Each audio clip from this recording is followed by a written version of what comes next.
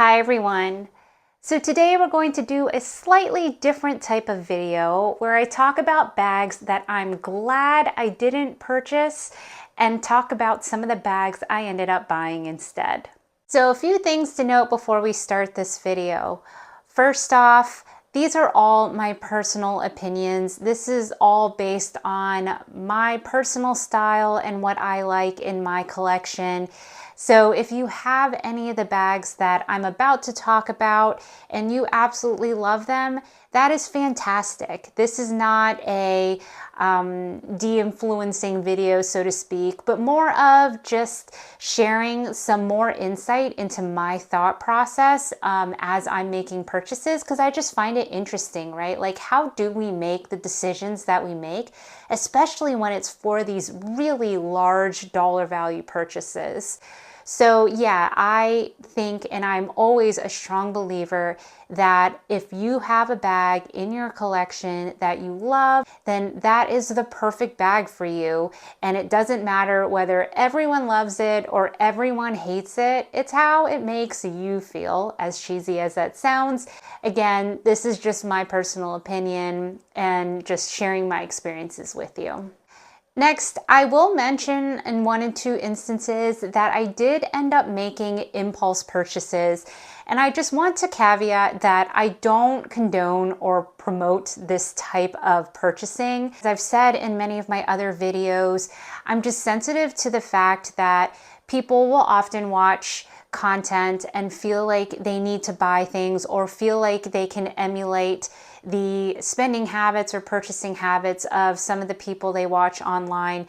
I definitely wouldn't recommend that. If you're making purchases, I would always recommend that it's something within your means to purchase. I do save up fund money or money that I set aside. So if I do make a purchase, I'm not doing it above and beyond what I can afford. Even then, I am still trying to learn to be better about, if I'm hesitating, if I'm really not 100% sure, then I shouldn't do it. Because again, if there's something holding you back, then that's probably a sign, especially when we're talking about big luxury, expensive purchases, that it's not the right choice. And again, we'll touch more on this as we go in this video. So yeah, I just wanted to make a quick note about that before we start. So the first bag we're going to talk about is the Fendi Peekaboo. Now, I still remember when this bag first came out and I fell head over heels. I absolutely loved how the bag had structure, yet it had this slouchiness, and I just loved, there's a specific brown cognac one that I was just drooling over, and I was very, very close to buying it, except for the fact that it was $5,000. And I was very, very, very tempted. I was thinking, I'll save up, I'll sell some bags in my collection, I'll ask for it for Christmas. At the end of the day, while I did love the bag, that at the time would have been the largest purchase by far I had ever made on a bag. While I absolutely think that the cognac peekaboo bag was absolutely beautiful, I just don't think it's $5,000 beautiful, and I still stand on that today. That said, I do absolutely love the Fendi Peekaboo, and I discovered that the Peekaboo has a really bad resale value. Now, that would be bad for those of you who have a Fendi Peekaboo that you're trying to sell, but for me, as someone who wants to buy one, I was able to find a fantastic deal. So here is the version that I ended up buying, and I really love this one because it has more of an east-west shape. It's a little shorter than the classic one that is more square. I don't know exactly what the style is called, so if I can remember to find it, I'll include it here on the screen. But I just absolutely love this one. I love that the Zucca print peeks through on this one, which not all peekaboo bags do, and it comes with a strap, and this one is goat skin, which is very hard wearing. It's just a very carefree bag as well. But get this, guys, this bag I found on Fashion File for around $800. Overall, my point is that sometimes, you know, it's worth shopping the pre-loved market. It's worth looking around. There are plenty of different trustworthy resellers that I really enjoy shopping with, and you can find some real gems. And so in this case, I'm really glad that I waited, that I didn't purchase the original, and that I found this one instead. The next up is the Celine Teen Triomphe. One of my very early videos on my YouTube channel was my top 5 wish list, and that bag was on that list, especially in this very specific Amazonian green.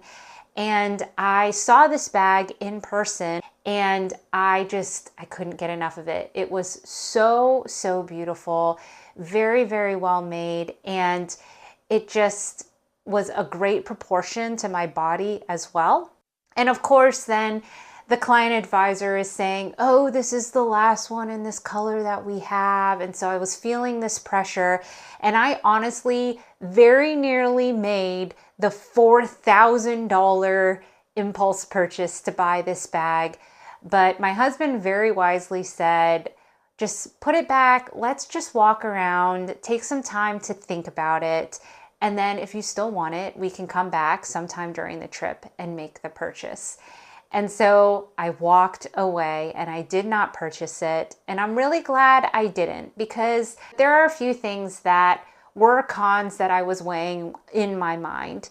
The first obviously was the price tag. That's just a lot of money. It's not a bag that I feel like I would use every day. And I do feel like in that color, it is more of a fall bag or like a, you know, cooler months kind of bag. And so I thought about that as well as being a limiting factor. Also, I wasn't hugely in love with the clasp. You have to like pinch the two sides, or at least the one side, to open it. And it was a little finicky at times. And I was also worried that, you know, if my nail happened to scratch the leather when I was trying to open it, it would show on the front of the bag. The box leather was beautiful, but again, I think it was box leather at least. I just felt like I was worried about the leather because it's very, very smooth and very shiny. So if you have or end up getting any imperfections on the bag, they're going to show. And so with all of those things kind of put together, I just thought, you know what? Maybe this isn't the bag for me, especially at that price tag. Maybe down the road, if I find one for a really great price, maybe I'll add it to my collection then. But again, it's like those price tags, if you're going to invest that much money, it has to be a bag that you are just like head over heels for. Those are, to me, the bags that are worth it. And so again, I'm really glad I didn't end up purchasing this one. And another reason it was so easy to walk away was because I ended up being gifted this absolutely stunning bag from Ateliers Auguste, and they had it in a very similar color green. And so I just felt like this scratched the itch for me because it is a very simple style. It looks very similar to the Teen Triomphe. I would say this one is a little bigger. It has a very simple magnet that is really strong but not impossible to open, which I really like. And yeah, it's just a great bag. And I feel like it gives the same vibes without being a crazy expensive bag. I feel like this is now a little under $600, which again, this is like a beautiful, I don't know if it's box leather. It is whatever leather it is like you can see the grain, but it is very, very smooth. And again, the color, the style, everything about this I think is so nice. So yeah, I think there are absolutely lovely alternatives out there, and I'm really glad that I still have something in my collection that I feel like I can use in a similar way. Next up, we have the cosmetic purse. Now that might be confusing because if you watched my recent video, you'll know that I bought the monogram version. What you may not know is that I was very, very, very close to shelling out the $800 to buy the silver version from the ski collection. I had seen, I think it was Minx for All, had shared her unboxing of the silver cosmetic purse, and I absolutely fell in love. But I wasn't in love with the silver. I was in love with the shape and the size. And I thought about it and I thought about it and I said, you know what? I'm going to buy it because I like the shape and I like the size. I wasn't super excited about the silver. I certainly wasn't excited about the $820 price tag, but I was kind of in this impulse mode and I went to do research. I went online and lo and behold, it was sold out everywhere. And so I was a little disappointed and I thought, you know what? I'm just going to wait it out. I had clicked the join the wait list to see if I could, hopefully get it on the next batch that was released. But honestly, I am so, so glad that I didn't purchase it, because I had even said to my husband when I was talking to him about this, that if only they had come out with a monogram one, that would be actually what I would have wanted. But I was willing to, settle for the silver or whatever.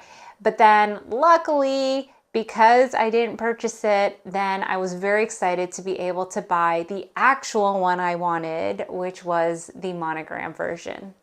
So here it is. I'm not going to go into a lot of detail on this one because I do have my full in-depth review that I just posted recently. But I will note, again, I'm showing it. I don't have the wristlet attached right now, but it does come with the wristlet. You guys know how I feel about this. I didn't have to blink twice. I knew it. Sometimes, like I said, I will make an impulse buy, but I know myself. I know now what I like.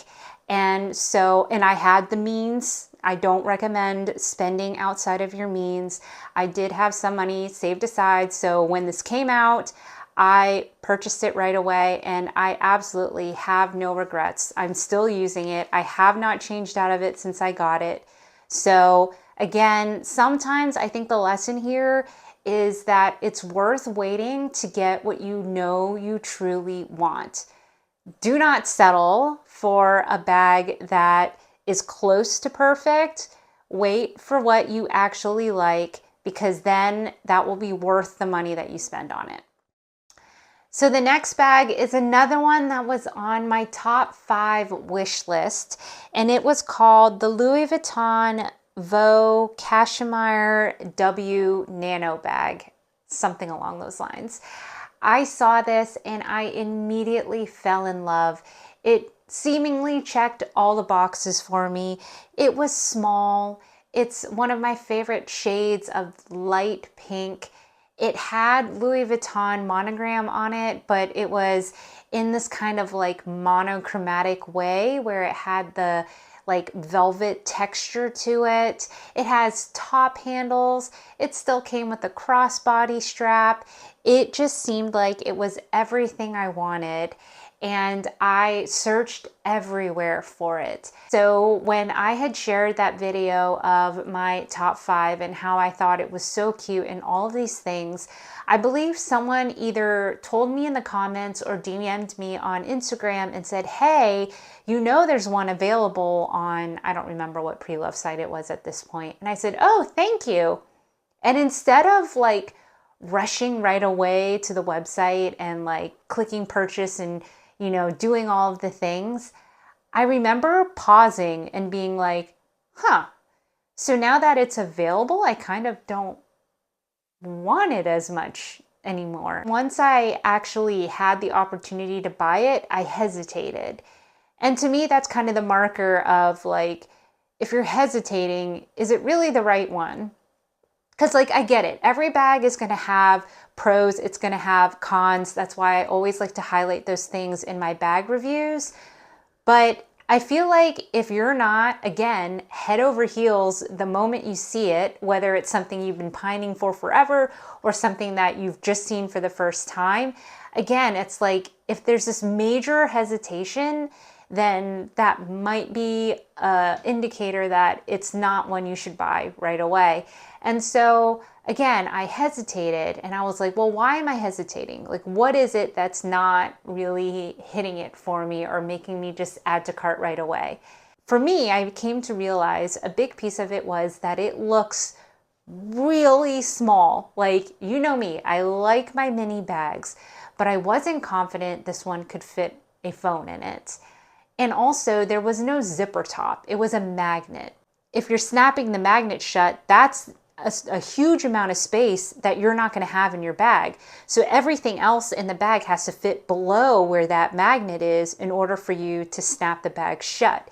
And so then I realized not only is it already small, but the storage capacity is going to be greatly hindered by this magnet closure, or else I'm going to have to wear the bag without having it shut at all. And I just don't love that. Like, maybe if it was a bag that was significantly cheaper, I would, put up with not having a zipper top, but having a zipper closure on my bags is something that is almost a must-have for me, especially if I'm going to be spending a good amount on that purchase. So I think those were the main reasons why I was hesitating. That said, I do think it's a beautiful bag, but I did realize as I've done more research that there are larger sizes, and there is the BB size that I might start to look at again, especially when we start going into the spring, because I do really like the style. I think it's unique. I like that it still shows that it's a Louis Vuitton bag, but it's not like obnoxiously so. I feel like the pink velvet like adds texture, and I don't know. I like the look, so I haven't actually fully gotten it out of my head, but I don't think I'll ever get the nano size. And again, I have no regrets that I didn't add it to my collection. And the last bag we'll talk about is one that I purchased and then promptly returned. So I'm again counting it in this collection of bags I didn't fully keep, I guess is the better way to put it. And that is the Louis Vuitton Slim Trunk. Now, you'll have heard me mention this in my video where I had gone to Europe and I went luxury shopping out there. And at that time, this was before any of the tariffs, any of that stuff, the pricing was so good. And so I did end up buying a number of things because I just felt like I was, quote unquote, saving a lot of money. And so I ended up purchasing this sheerly out of like straight up impulse buy. I tried it on. Again, it had a bit of a slouch in it, so I was kind of smitten by the slouchiness of it. And the savings was really why I bought it. It was, I can't even remember, but if I recall, I was going to save like 35% or more, I want to say, after just the fact of the pricing, the euro conversion, the VAT refund. It was going to be a significant amount. And so it was almost like FOMO in the sense of, I need to buy this because if I don't buy it, what if I go back to the States and decide that I want to buy it? And then I'll be like really devastated because I'll have to spend so much more money to buy it in the US. And so I was like, you know what? I'm just going to get it. I'm just going to get it. And so I went ahead and purchased it. And that night I went back to my room. I was really excited. I filmed the unboxing because I couldn't wait. And then I tried it on with a few of my outfits. I put all of my items into the bag and I didn't like it. It was like night and day. I felt like when I put all of my items into the bag, it was so full that it didn't slouch anymore in the way that I really liked and what really drew me to the bag to begin with. And then it also had some reverse monogram on it, and I'm really not a reverse monogram girl. And I just felt like, again, I was kind of forcing myself to try and like it. I also just didn't love how wide it was. It was like a fairly long bag. And so on me, I felt like when I wore it crossbody, it just looked strange. Like it just looked proportionately just not the best. And so I thought about it and I said, you know what? this one isn't for me. I don't think that this is worth even the discounted price that I had. And so I went and ended up returning it. So I will say I left the store after doing that return feeling like relieved, quite frankly. Like I felt like I dodged a bullet, that I made the right decision. I had no regrets. And then I ended up just wandering into Saint Laurent just to like take a look around. I honestly at that time hadn't seen anything at Saint Laurent that really ever caught my eye. And then lo and behold, I ended up seeing this beautiful mini Lulu. So this is the new version of the Lulu that is more of the rectangular east-west shape.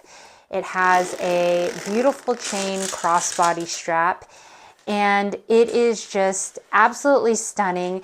And this was just a style that caught my eye. It resonated with me.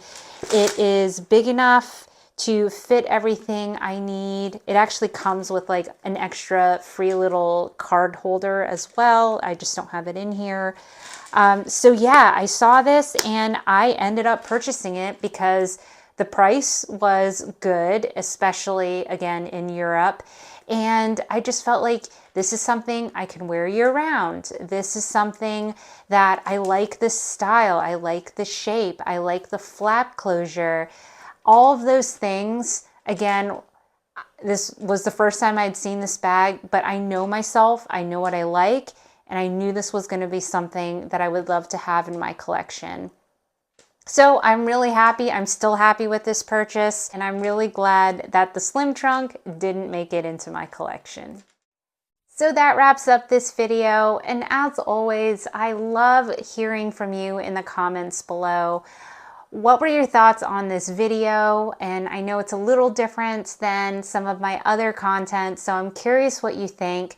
But also, what are some bags that you nearly purchased but are happy that you didn't? Share all of those thoughts. Again, I just love hearing from you guys, and I would love to carry on this conversation in the comments. As always, if you like this type of content, please like and subscribe.